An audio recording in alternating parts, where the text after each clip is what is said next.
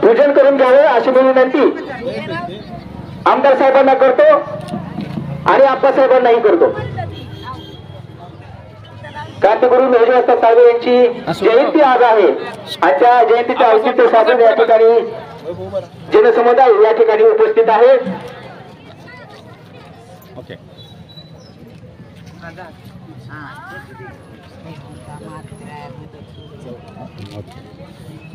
बसा बसा बसा बसा। आज असेल, मंडळ गल्ली असेल, त्यानंतर आराधी वस्ती असेल आणि कोळी गल्ली, त्या सर्वच ठिकाणावरून आलेल्या सर्व मान्यवरांचा मी मनापासून आभार मानतो।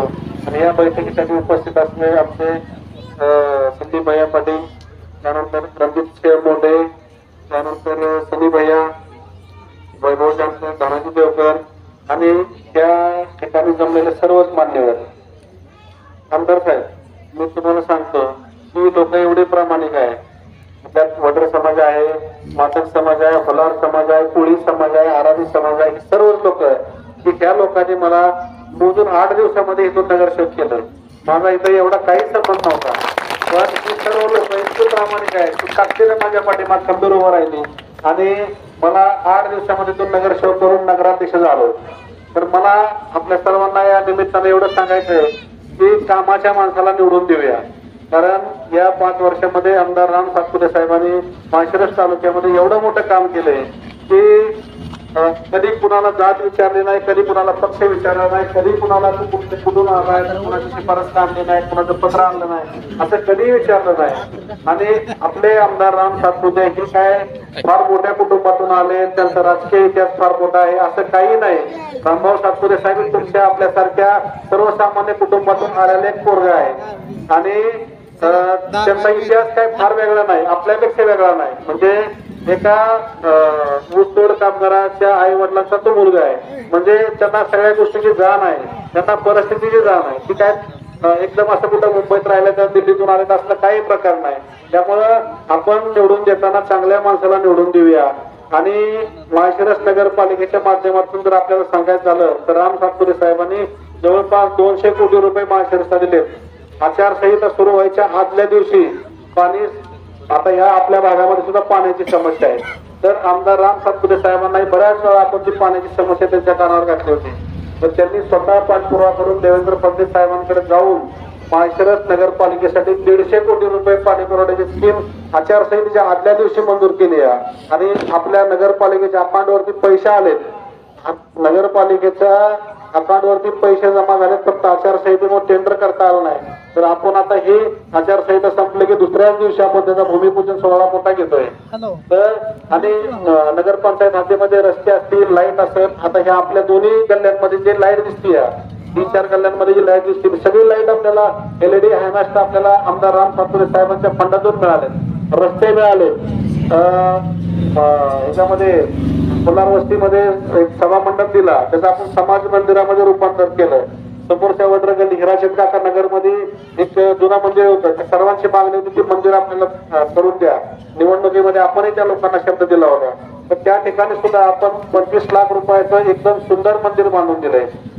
हे सगळं आपण आमदार सातपुते साहेबांच्या माध्यमातून ही सर्व काम आपल्याला करता आली। आपल्याकडे अजून 2.5 वर्ष शिल्लक आहेत, तर आपल्या वार्डाचा, आपल्या शहराचा विकास करायला आपल्याकडे 2.5 वर्ष शिल्लक आहेत। त्यासाठी आपलं वर कोणतरी पाहिजे, आपलं ऐकून घेणार आहे, म्हणून साठी आपल्याला आमदार राम सातपुते साहेबांना निवडून द्यायचं आहे। तर मी आपल्याला आता आमदार साहेब यादी वाचून दाखवतील काय काय कामं केली आणि नवीन काम अजून त्यात ऍड केली नाहीत। अजून पण आपल्याकडे बरेचसे पैसे येऊन पडलेत, तर ते यादीमध्ये अजून कामं घेतली नाही।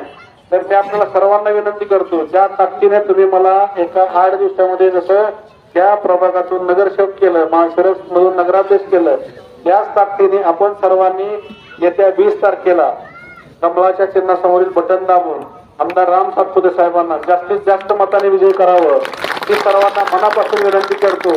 आणि आपण जर भाजपला मतदान नाही केलं आणि भाजपचा आमदार नाही निवडून आला तर तुम्हाला मी सांगतो, आपली लाडकी बहीण योजना समोरच्या दुकानीवाल्यांनी सांगितलंय की आमचं सरकार आलं की आम्ही ती योजना बंद करू, तर ही योजना आपल्याला बंद होऊ द्यायची का सांगा? ही योजना चालू ठेवायची असेल तर आपल्याला कमळाला मतदान करावं लागेल, राम सातपुते साहेबांना निवडून द्यावं लागेल, ही सर्वांनी लक्षात घ्या।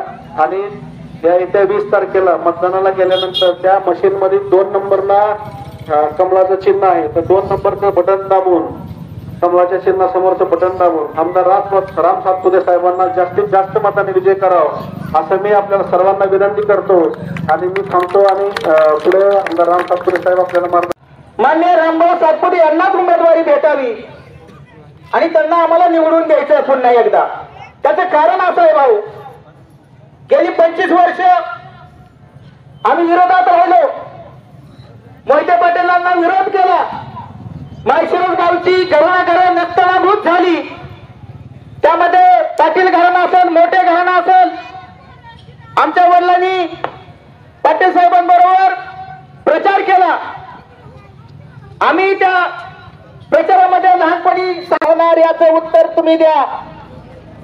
तुम्ही जात चोर आमदार, तुम्ही स्वतःच्या स्वार्थासाठी पिढ्याने पिढी आमची माळशिरसकरांची त्या मोहिते पाटलाला विरोध करण्यात गेला. आमचा काय तो काय भाव विरोधक नव्हता.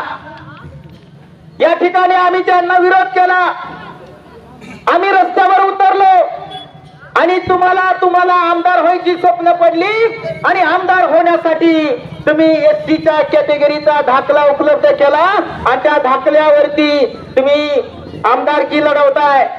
एका ठिकाणी म्हणताय शरद पवारांनी आम्हाला धनगर समाजाला 4 आमदार दिले, त्याच्यामध्ये मी एक धनगर समाजाचा आमदार आणि मी 1 लाखाच्या फरकाने निवडून येणार.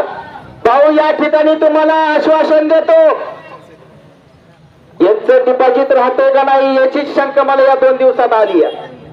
त्याचं कारण असं आहे, पुढारी गेले त्यांच्या बाजूनी, परंतु ज्याचा खरा मतदार राजा आहे तो मतदार राजा लाडकी बहीण, लाडका भाऊ, लाडका दाजी, युवा कार्यकर्ता, तुमचा भाऊ, ज्यांचं तुम्ही हॉस्पिटलचं काम केलं, ज्या समाजाला न्याय द्यायचं काम केलं, ज्या समाजासाठी तुम्ही अहोरात्र झटला, 5 वर्षी त्यांची सेवा केली आणि त्या सेवेचं फळ देण्यासाठी या ठिकाणी तुम्हाला पुन्हा एकदा आम्हाला आमदार रूपी बघायचं आहे आणि तुम्ही आमदार झाल्यात जमाय.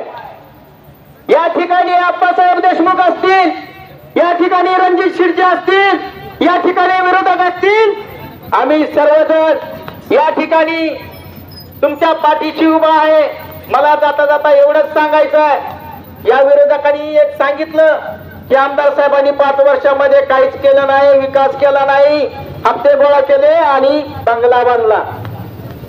मला एवढंच सांगायचं, अरे तुम्ही काय केलं? तुम्ही आमच्या मताचा वापर केला, जनतेचा वापर केला, जनताला वेठीस धरलं आणि लोकांचे उतारे तुम्ही नावावरती करून घेतले. 10,000 हजार रुपये तुम्ही घेतले, कारखाना उभा केला, कारखाना विकला आणि भला मोठा तुम्ही गरुड बंगला कुठनं आला? हा गरुड बंगला तुमच्याकडे कुठनं आला याचंही उत्तर तुम्ही द्यावं. तुम्ही दुसऱ्याची मापं काढत असताना आपल्याकडे 4 बोट असतात, याची तुम्ही दखल घ्या. आणि जाता जाता एवढंच सांगेल भाऊ, या ठिकाणी समस्त मातंग समाज, समस्त होलार समाज, समस्त वडार समाज आणि कोळी समाज आणि इतर समाज तुमच्या पाठीशी खंबीरपणे उभा आहे आणि आमचा पाठिंबा तुम्हाला या ठिकाणी जाहीर करण्यासाठी या ठिकाणी आम्ही उपस्थित राहिलेलो आहोत. पुन्हा एकदा मला माझ्या माता भगिनींना सांगायचं, हातवरून करायचं सगळ्यांनी, हातवर सर्वांनी हातवर करा. पुरुषांनी लाडकी बहीण सर्वांनी हातवरती करा. आमदार साहब तुम आगे बढ़ो, हम तुम्हारे साथ हैं. रामभाऊ तुम आगे बढ़ो, हम तुम्हारे साथ हैं. अरे येऊन कोण रामभाऊ शिवाय हायकोर्ट एवढं ज्या ठिकाणी बोलतो आणि मी आप्पासाहेबांना